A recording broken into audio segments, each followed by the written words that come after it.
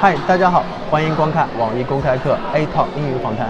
今天我们在多哈世界创新教育大会 WISE 大会上遇到了一位来自巴基斯坦的教育博士，让他给大家打个招呼吧。Hi, sir. Welcome to A-Talk. It's a pleasure to have you on the show. I'm so happy to be here. Could you please introduce yourself and say hi to your audience? Yeah, Bismillahirrahmanirrahim. My name is Naeem Khan. I'm from Swat. I teach in government school and also have a private girls school, managing a private girls school in Pakistan. Oh, so good. I came here. What brings you here? What brings you here at WISE? I came here because all the educators and intellectuals gather here from around the world and discussing the education as an issue for the current and for the future world and for the coming generations. So it's my pleasure to be here at the WISE and all around all other educators. They are sitting, they are discussing the education issues, the refugees issues, and as well as the future planning for taking the education as a revolutionary tool to change the world. I see. So, can you tell us about what you've been doing in the school you mentioned? I am basically an economics teacher. Economics teacher. But beside economics, I also teach mathematics and physics at the secondary level. And also been visited some private schools for some in some subjects. So my background is totally educated because all of my brothers are educated and we are all living in an educated society. So my whole time business is education. From morning to evening, I am engaged in education. From morning to evening, every day almost. Exactly. Wow, so you have the passion for education. Exactly, I love education. I choose this profession by my own. Besides, I have many other options to go some industrial side or to go some business side. But I choose this because I love this, and this is our religious profession also. Wow. And when did you find the passion for education? Share the experience with us. I was a student, I think, in freshman in science. When I was in freshman in science, I thought from that time, since my what you say, one said to be qualified experience. Qualified experience. You have to have the qualification to become a teacher. My qualified experience is about 20 years, but my unofficial qualification experience is about 30 years. 30 years. Wow, exactly. That's more than what's required. I think from my teenage, I started to teach. I see. From my teenage, for about 32 years, I'm going to teach continuously. I see. And you started teaching economics when you economics. Economics. I think right now I am teaching economics at college level, but previously I was teaching mathematics. That was my subject of specialty, and physics, as well as other science subjects. But my specialty was in physics, mathematics, and economics. I see. Can you tell us a bit about what's the education system like in Pakistan? Not very good. It also not very bad. Why not very good? Can you tell us why you have this opinion? People are enthusiastic. The people of Pakistan at every level, whether they are in school, they are at schools, they are at colleges, or they are at universities. All of them are enthusiastic to get education at any cost. But some government policies, like they hinder them. They hinder them to go forward to the universities, to the colleges. Why? What policies that hinder them? Some, like you can say that high fees, right? Tuition fees really high. You mean for primary school or secondary school or at college level? I think this has happened at college level. are at higher education. Like Okay. bachelor at university. At University. university level, it is costly. Very expensive, costly. It is costly. How And much? I think, How much usually is the tuition fee for per yeah, year? As there are semester system, so they charge for each semester about, if I say in Pakistani rupees, so these are I think somehow 50, near to 50,000.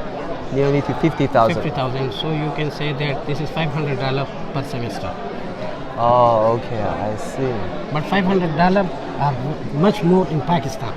If the world sees it to the United States context or any other, Yeah, these it's are competitive. It's a competitive. relative thing, right? Yeah. But in Okay. Pakistan, these are very large I see. amount. Any solutions or you have on this Very kind of simple. educational problems? The government should have free all education from very root level to the top level. They must open the doors of universities, colleges, schools for each and everyone, irrespective of the race, of the gender, gender, irrespective of the age also. Because in Pakistan, some people cannot get admission due to their high ages, due to their grown ages. Wrong edges. So I think the government has also removed the restriction of age, especially in Age. higher education. Okay. So there will be, I think, at public level, at mass level, the people are enthusiastic. As I said earlier, people are enthusiastic to get education, to be educated. But if the government, melt their policies in the financial level and the age relaxation, so I think what is the rate today will grow very fast and will grow more in the coming 5 to 10 years of the higher education level. Okay. 5 to 10 years to finish a higher 5 to 10 education. years, no. In coming 5 to 10 years, the literacy rate will at higher level, at higher education level. Because in Pakistan, the literacy level varies from state to state. In primary, it is higher. In the secondary level, it is a little bit less than the primary. So at higher level, at higher education, at university level, it is far less than the school level or the college level. Oh, okay. In this summit, I saw many speakers have emphasized on the university level education. So this is the right path. It shall be. Yeah, exactly. This is the right path for Pakistan. And as the world also emphasized on this university education level, so Pakistan should also join them to increase its literacy rate at university level. Okay. So will that also kind of have certain influence on your teaching in this summit, universities? Yeah. Exactly. I just want to fly right from now to get to my school and to engage my students, my staff members, and to share these experience which I get here from all intellectuals, from all learned people, how they are thinking about their students, their class, how they can manage. How can they manage? I really learned many things here. I'm really inspired from this summit. Okay, that's good. Also, I also thank the Qatar government. This government has really done much more for education. And I have been also to the US in a conference some months before. Oh, you were in the US a month before? What you were there for? I attended their physics conference, physics teacher conference. Oh, physics teachers conference. Okay. So this conference is much better, much organized, and much, I think, balanced. Some like balanced this conference is, as I see, and systematic also. Okay. It's also very systematic. And I think people from all walk related to the education, from all walk of life gathered here. Yeah, from all around the world. For this sole purpose of education. Yeah, all for the education, because education is so important, right? Exactly, it's the future of the world. Exactly. Yeah. Wow. By the way, other questions related to China. Have you been to China before? No. Nope. No. What's your impression of China?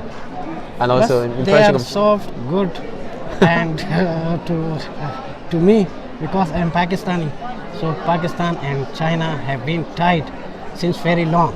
Oh yeah, And- good and relationship. They Yeah. have been arrange their friendship for the next coming 100 years. Well, the I next think- coming 100 years and even more after that. Even more, exactly. Yeah. When I was in London studying, I had a Pakistan classmate. Yeah, very tight. Yeah, very good friend of mine, and I really felt when I first met him. I felt the friendship that he had because of the two nations. Yeah, towards me. That's really. I'm really thankful to that. So, through you, I want to greet the whole Chinese nation because they help us in every critical situation. Oh, okay. The politically, I'm talking about the politically. Political. The Chinese government always help Pakistan in every critical situation.